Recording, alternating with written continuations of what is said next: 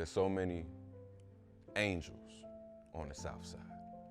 So many young people anxious, they praying on the south side. But if we don't wake up, they really will be angels' bodies laying on the south side, because clowns, they want to run around spraying up the south side, and based on what? Foolish pride? I mean, don't we get it enough from the other side? Why'd we choose to become part of our own genocide? The problem's in our minds where these demons, they got us dizzy, busy trying to cover all the road signs, knowing that if we merge, the masses will turn into a landmine and detonate. Can anything other than the truth set us straight? Highly unlikely in a world where Juneteenth will pass with the expectation of a birthday cake, without the realization that we haven't seen equality since the day they were forced to emancipate.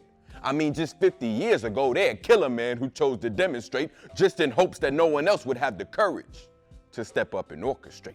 And these are the thoughts that haunt my mind when it's late and I'm dreaming of running on clouds to bang on heaven's gates begging.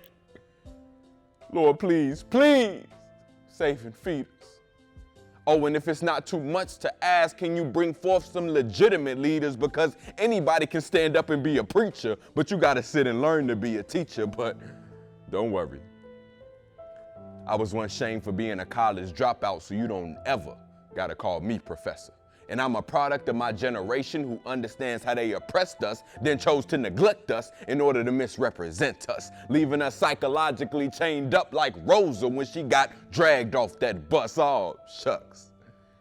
Y'all probably wondering if this dude is up here tripping off some angel dust, but what if I'm not?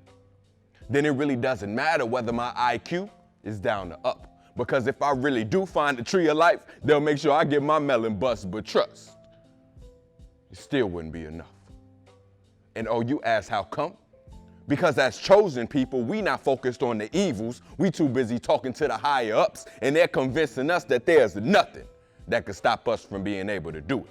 So I pray that we stick to it so these kids can get through it, find their true purpose in life, and have the wisdom to pursue it. Because when dry bones rise, Gentiles look foolish. Know that this is your time and it's your season. I know it's difficult moving through the treason of those closest to you leaving, but understand the real reason is because you didn't really need them. The only one you're needing is Almighty Elohim, who you believe in.